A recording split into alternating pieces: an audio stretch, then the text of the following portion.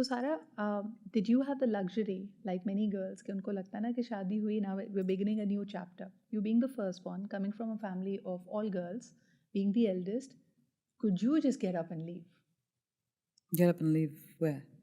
to be outside of Pakistan I did. I left for 8 years for and then we 8 years? decided to come back. And what inspired you to come back? I think my husband was more keen on coming back than I was at this point. I was still working in Pakistan. I would come back and forth.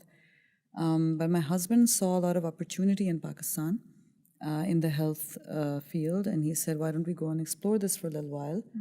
And so we moved back. And I think the move has been great for us in the sense that my kids are growing up next to their grandparents, alongside my sisters. The network we have here is fantastic. The friends we have here are amazing.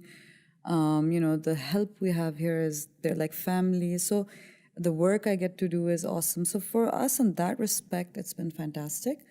But as a foreigner, for my husband, it's been tough.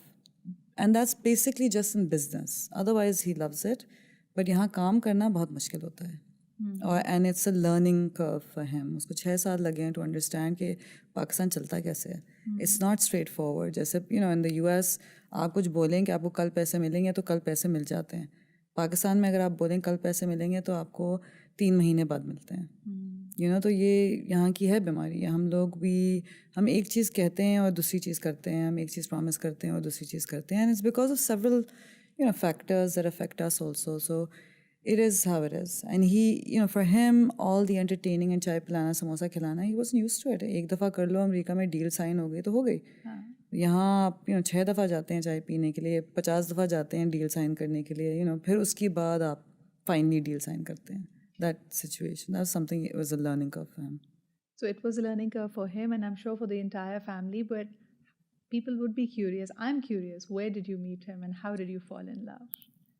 That's for a more personal conversation. I met him in New York, though, through friends.